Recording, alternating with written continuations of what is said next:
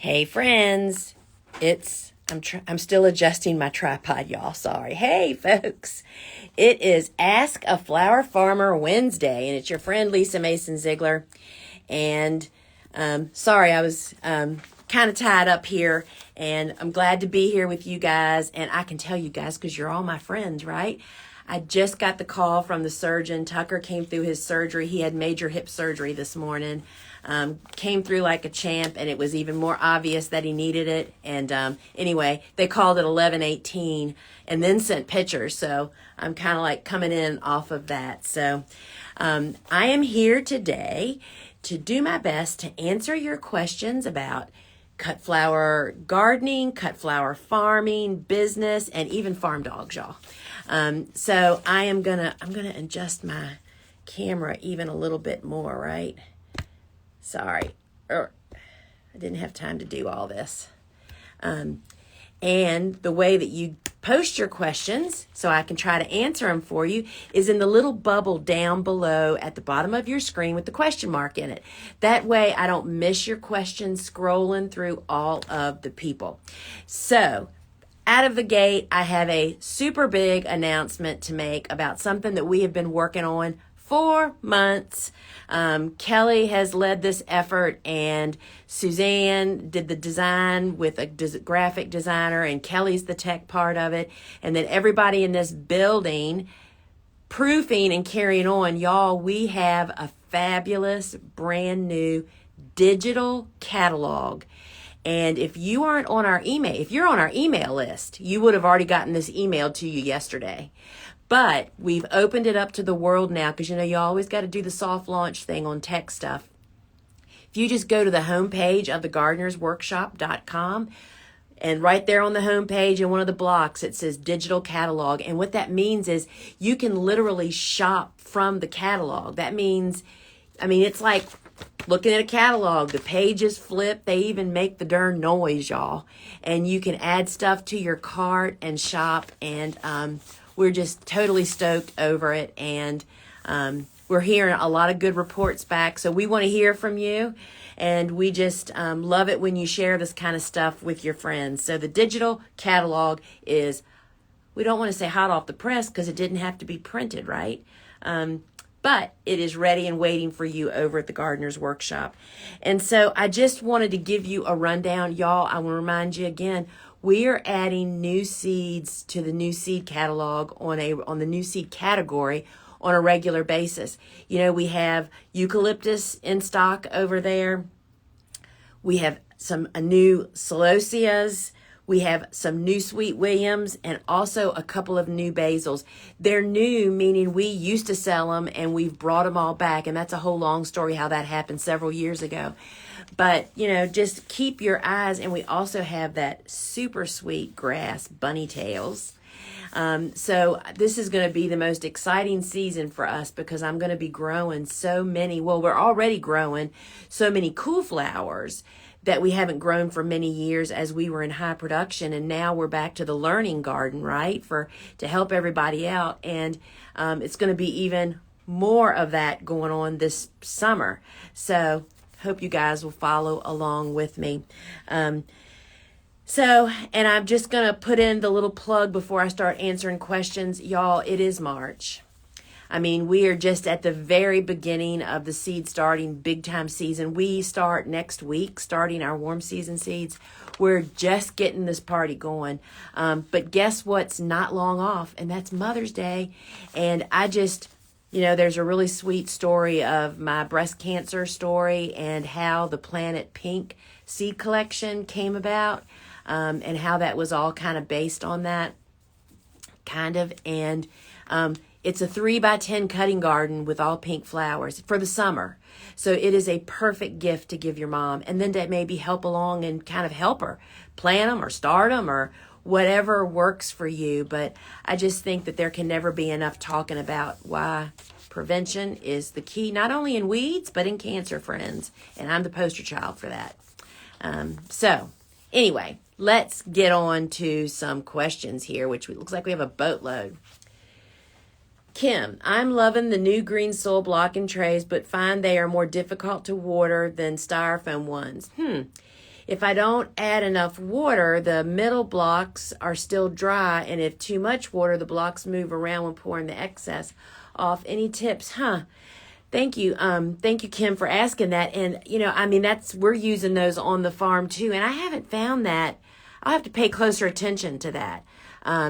So of course if you got that long narrow tray, I'm sure you're probably doing it already. Be sure that all the blocks are positioned to one side, so you leave that nice well. But I just haven't found that I haven't recognized that to be a problem. So I'll have to check in on that. Besides the cool flowers listed in your book for partial shade, will any of the full sunflowers also be okay in the partial shade? The whole problem with growing anything that's really a full sunflower in not full sun is oftentimes it all depends on what your whole purpose for the plant is. If you're planting an ornamental garden where you're not cutting constantly, you can really get away with doing that and pushing the envelope, meaning some plants, if you give them really great soil to sink their roots in, they'll kind of overcome that challenge. But for a cutting garden, the problem is when you cut them, stuff doesn't replenish. I have never grown sunflowers in not full sun, so I really cannot answer that question. What you'll find is that they'll probably be slower to grow. They may be more predisposed to diseases, which with sunflowers can be, mildew, powdery mildew or downy mildew. And also, they may grow super tall. So Pro Cuts typically are 5 foot tall or shorter, which is one of the reasons I love to grow that series. In the shade, that same plant would probably be 8 feet tall, and that's a problem. So I cannot really offer you any advice on that. But you can certainly try it. And also remember that growing in shade usually means that there's trees. Trees suck the moisture and the nutrients out of the soil. So that's another area you need to pay really close attention to. Jenny, I have white mold on my soil blocks. What should I do? So Jenny, anytime algae or mold grows on your soil blocks, that is the sign of constant moisture. And you don't want your blocks or any seed starting material to be constantly moist. You want them to go through the wet this morning because I just watered them through the next 24 hours of drying out. And then they're dry by the next morning. If they're not dry by the next morning when you go to water, then you need to look at your environment.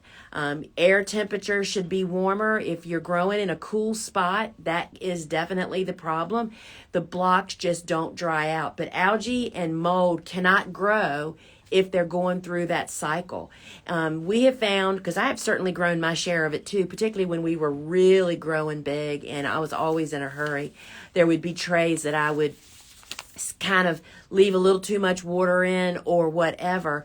The mold and algae does not seem to interfere with the seedlings at all growing.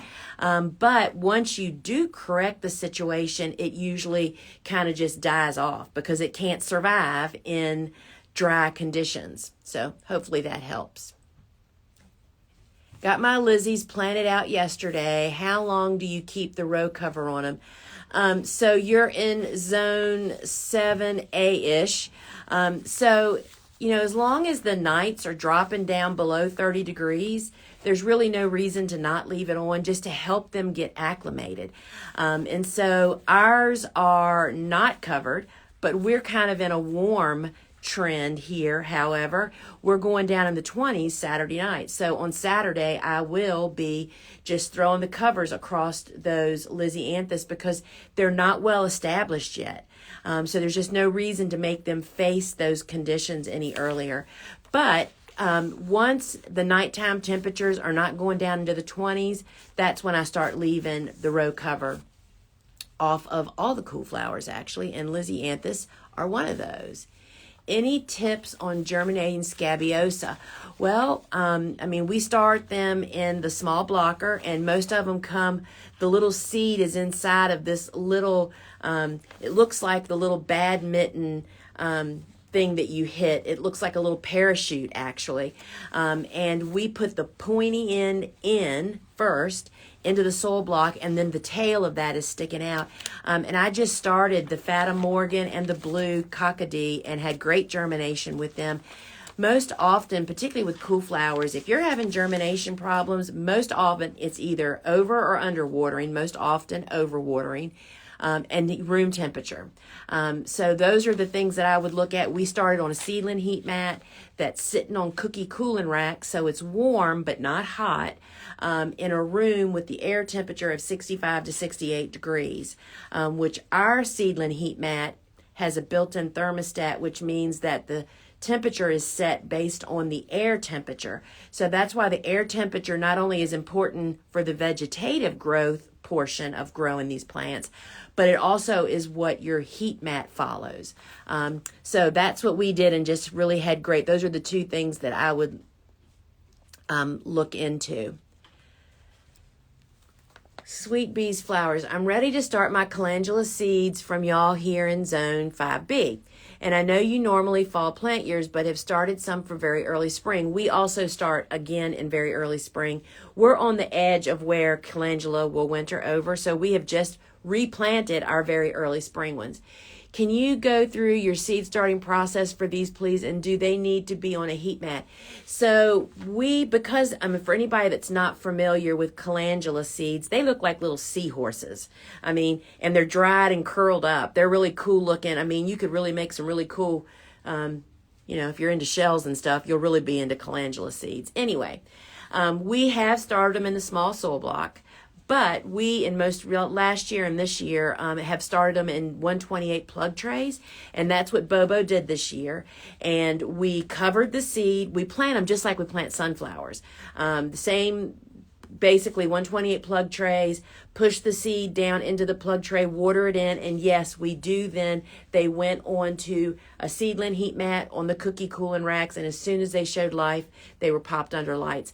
We just planted, we only had room for like half of them, and they were gorgeous. They were just such very great, strong little baby plants. And we lost our winter ones because of operator error. That was totally,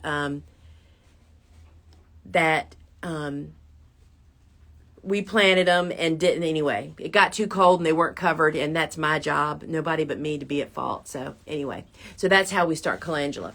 Buzzed blooms. I don't have a question. I just want to say thank you for all that you have done and are doing. You feel like family to me. I listen to your podcast and have your books, and you all feel like family. Well, thank you. That makes everybody here. There's a lot of people working in the background here right now, and they can all hear me talking, and I feel the same way. We're all family here, and we love our mission, and we love doing it all together for gardeners and farmers, and you guys embracing us and sharing. That's the number one thing you can do, is to like and share our broadcast and the podcast and share it on your stories. We just appreciate that so much, and we just love it when our students use the sunflower emoji to identify themselves. And if y'all haven't seen it, I posted today, Dave Dowling is doing a free webinar tomorrow night, which I think is the 9th, right? It's Thursday evening. I put the sign up in my profile, and it's about how much do you plant? And that's like the $1 million question people are constantly asking. And if you don't know Dave Dowling, you are in for a treat. Dave is, we call him the walking encyclopedia. He is a seasoned farmer, cut flower grower. He grew for 20 years, and he's now moved on into the horticulture world. He's actually our cut flower representative with Ball Hort. You are in for a treat. So you need to sign up to attend it live. I recommend that you really try to attend it live so you can ask him questions. But if you don't attend it live, you'll get an email with the replay on it. And Dave's course doesn't open till June. Y'all, tomorrow night is just a little glimpse of what learning from Dave. Dave has a servant heart, just like me. Dave and I are dear friends. We've known each other since we started growing. And he is just like me. He'll just talk endlessly because he wants to empower other people to be successful. And so check out that webinar tomorrow night. Do not miss it. So it's in my profile. It's also over on Facebook on that feed over there. So be sure you get signed up to get that. Do you cover your seeds in soil blocks while waiting for germination, like cell trays are covered with domes? I'm finding plastic wrap messy and not very effective. Yeah, no, we don't cover, we've never used domes for trays or soil blocks, but we have found that for those surface sown seeds, which is almost everything we sow just about, we use the wide weave burlap. Oh, and here comes a piece walking to me right now. How convenient. So this is the burlap that we use. See how thick, how wide it is? That allows air and light to penetrate, but yet it traps moisture. So you can see this on our website. It comes free with our complete seed starting kit, or it's included with our seed starting kit, our complete, and it is really revolutionized, particularly, all those celosias that are surface sown. It will work if you don't have a germination chamber, but for cool flowers, it is, just priceless for us, especially for snapdragons. So that is what we use for that. The reason I've never been a dome user is the person I learned how to start seeds from, Elliot Coleman. He really thought that domes are an easy lead-in to disease and fungus and stuff if you don't really monitor them really, really closely. And I knew when he said that, I thought, well, then I can't use domes, because y'all, here is the reality. And I was just thinking today, I might do a podcast on this about how I really am not the greatest grower that people think I am. It's like I'm really bad about, I go into my plant grow room once a day, and that's in the morning. I'm not checking back on them all the time. I don't fuss over my farm. It's like, that's why I always say if I'm growing it successfully, pretty much anybody can do it, because I'm pulled in so many directions. So that is just really, and when Elliot said, if you're not, he didn't say this, but this is the way I took it. If you're not a helicopter seed starter, hovering over your seeds all the time, then domes can maybe run into a little bit of problem. And that's why I just never went down the dome road, because he didn't recommend them. So that's kind of where that's from. So John is asking, I'm determining when to move from heat mats covered with burlap. What if a few seedlings are sprouted and getting tall, but not 50% of them? The burlap is weighing those few down. So that's just a really great question, John. So it would really be a weigh how many seeds are sprouted. If you have 2 or 3 that have sprouted and the rest haven't for whatever reason, and I've had, most often when that happens, it is definitely an air temperature problem in my experience. I would just ignore the 2 or 3 and wait for the masses, but I would definitely investigate your air temperature situation.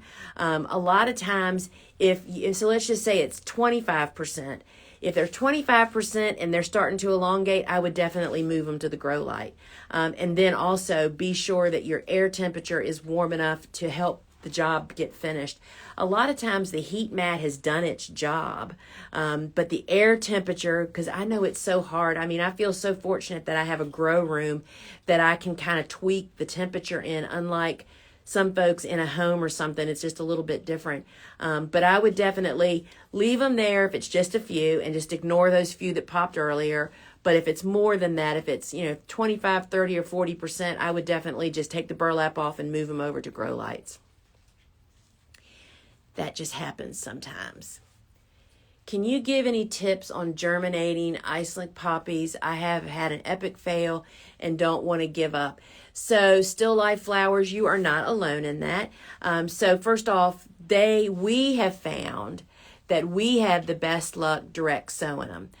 We direct sow them in the fall, and particularly once the cool temperatures start happening outside. And we have really good luck. And it's all about air temperature.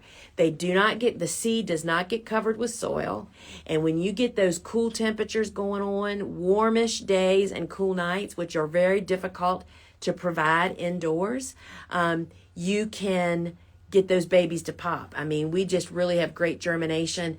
I have never sown them in the spring because they actually would be blooming for us just in a few weeks here if I had fall planted them. And so I have never very early spring planted them. You could try the steps that we follow for Bupleurum. And if you don't know how we germinate Bupleurum in plug trays in the deep of winter, you can join my closed Facebook group, The Flower Farmer Show. That's the name of the group, The Flower Farmer Show. You got to answer 3 questions, and I'm the one that let people enter out. If you don't answer the questions, you'd get declined. Yet we're looking for flower farmers to be in that group. There's several thousand people over there. Anyway, my step-by-step instructions on how to start Bupleurum would work potentially for Iceland poppies, and it's pinned to the top of that group. So I would say that's what I would try doing if I needed to start Iceland poppies. It's too cold outside most often. Homestead said, do you use the burlap even when the directions say do not cover? Yes, because that means do not cover it with soil. And so often, we always have taken that to mean do not cover with soil, that they need light. And I think that's part of the equation. But according again to Elliot Coleman, so many of those seeds just really need oxygen too. Buried in soil just is not conducive to them starting really, really well. So yes, we use the burlap even when it says do not cover. It's a different type of cover. Sorry, I wasn't clear. I meant flowers that require full sun. Are there any flowers that might work okay in partial shade? I would say that is really an experiment that you'll have to really do for your situation. But again, I would try small quantities of some of the flowers that you think you want to try to grow in those conditions, but pay special attention to soil prep, moisture, and nutrients because of what's causing the shade. If it's trees, they suck the life out of everything out of the soil, right? What spacing do you use for status? Would 6 inches work if cut twice a week? That is a really great question, Creatively Candace. So, I was approving seed labels this morning for some more new seeds that we'll be adding here in the coming weeks.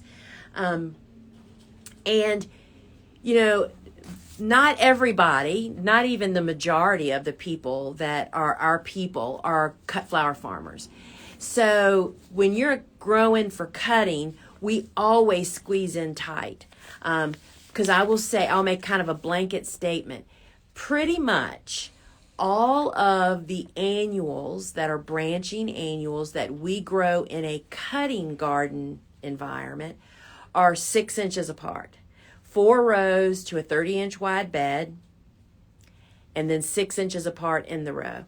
Because let me tell you, when you're a small space farmer like I am or was, especially back in the beginning when I just had 2 quarter-acre gardens for all those first decade, actually, of my growing career, I was always pushing the limits of how much can I squeeze out of every square foot. And I would literally... I would not back off of squeezing them in until somebody screamed uncle. And that meant like a disease or a pest or a problem. What I found in those situations is that oftentimes, as long as they had good nutrient, got good strong soil, when I say strong soil, y'all, we put, and you can find it on our website, we always, at every bed prep, incorporate the general purpose dry organic fertilizer. Every bed gets that. I mean, it doesn't really matter how fertile my soil is because I am squeezing the life out of it by packing the plants in, cutting them and asking them to repeat, keep pumping out the flowers. That nutrition really, really helps. So I would definitely put status 6 inches apart. And status is not a bushy plant. It kind of grows vegetation kind of low to the ground and then sends up those wiry looking stems. So definitely go for that. First time using Bio 360, tips to not damage drip tape laid underneath when planting seedlings. So first off, That's a great question. So the Bio 360, for anyone that's not familiar, that's the biodegradable film that we use on our farm. We are even experimenting with using it in different ways, in additional ways this year. But you know, when you lay down, I'm assuming you're laying it by hand, not with a bed maker, because when you use a bed maker, it actually buries the irrigation. But if you're laying it right on the surface and then putting your Bio 360 down and tucking it in like you're making a bed, and there are videos over on our website that show you how to do that on the product page, I believe. You know, we just kind of eyeball it. And I mean, it's pretty hard to damage that tape with what we use either a dibble or like a dandelion weeder. It looks basically like a screwdriver.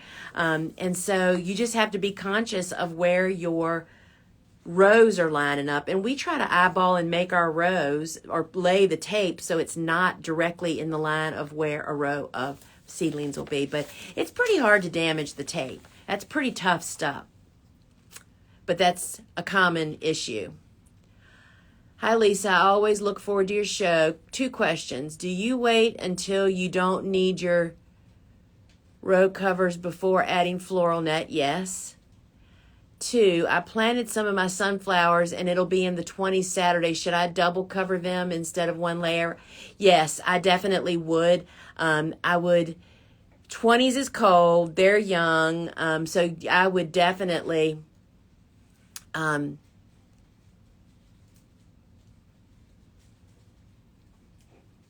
right.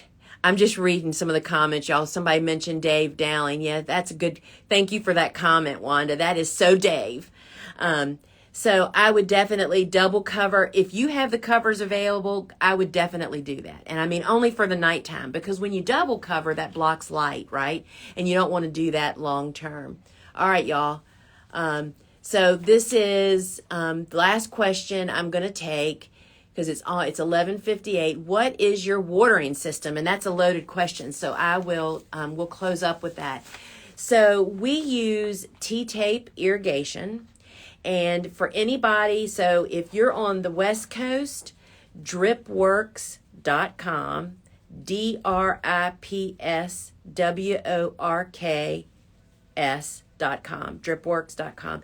They have super tutorials. That's where I learned about irrigation. Y'all have to keep in mind, I'm married to a man that owns a plumbing company. He hasn't ever touched my irrigation, other to put hose bibs in for me to connect my irrigation to. I mean, it is so simple and easy. It is pushed together, screw on parts. It lays on top of the ground or just below. It's nothing like lawn care irrigation. It is so simple and easy, and it is very affordable. And literally, I actually ordered from DripWorks for years, even though they were in California and I'm in Virginia. But there is a East Coast supplier that I have experience with, Berry Hill Irrigation. That's berry like in strawberry, Berry, irrigation, Berry Hill Irrigation. Both of them have T-tape. They sell kits that you can get even like small market kits. Because you have to have things like filters and pressure regulators. And yes, you have to have those things. You will not believe how much mess is in our city water and your well water, microscopic stuff that builds up and clogs your irrigation. It's okay for us to drink it, apparently, but we don't want it in our irrigation. So that's where we go to. And even when you take my course, Flower Farming School, I show you how I do it and all the things, but I tell everybody you need to establish a relationship with your irrigation supplier, because it depends on what kind of soil you have, over which type of T-tape you get, how long your beds are, how many rows you have in a bed. And they'll tell you how many pieces of tape you need in a bed, how long, or actually they'll sell you the correct tape for the length of beds or so that you need, the right pressure regulator. So that's not something that somebody like me can actually help you with. You need to take your facts to your supplier and say, this is what I have. And I will tell you that we're heading into the time where you won't be able to get those people on the phone. They're so overwhelmingly busy. The best time to do that kind of stuff is in the dead of winter. So hop to it is what I'm saying, because it may already be too late, because they are so overwhelmingly busy, but they have great websites, and that's where I would start. So friends, it is after 12 o'clock. Again, be sure, thegardenersworkshop.com, check out our digital catalog and let us know what you think about it. We have mixed results from people about printing a paper catalog. Some people don't think we shouldn't do that. It's a waste of paper. Other people love it. And so we're trying to find that happy medium. And so we really want to hear what people think about the digital catalog. Does it help to shop in a digital format, in a catalog format, but to be able to click on the item and just add it to your cart and then keep on flipping through the pages? So that was really something special, and we love hearing from you guys. And don't forget about Mother's Day, y'all. I'm telling you, it's the best thing. We actually have a little bundle you can buy. My book, Vegetables Love Flowers, which is really about a 3-season cutting garden, y'all, takes you from planting it, what to plant, how to cut it, how to take care of it, how to set it up for maintenance, and then how to take care of it with no pesticides. And seed collection is like the best mom. It's like $50 or less. Best Mother's Day gift ever. So friends, I am going to sign off from here now. And I'm sad that when I end this, I don't have access to all your comments and stuff. They go away at the end of the live. So that's why you got to get here early and get your questions posted in. So friends, till we meet again, remember today at 1 o'clock, I will be over on Clubhouse. And today I'm talking about setting your beds up for no weeds. And it's hot on my mind because we just planted Lysianthus again, and Bobo and I had this discussion. So join me at 1 o'clock. If you don't know about Clubhouse, that's a phone. Just download the phone app, join Clubhouse, then join my club, Flower Farming, and I'll be live at 1 o'clock, and I take questions for the second half of the half hour. So if you have a burning question, and it's about weeds, potentially, Jessie will be over there helping me facilitate, and I will see you over on Clubhouse at 1 o'clock Eastern Time. And friends, please like and share us. That's what makes all this possible. All right, folks. Ciao.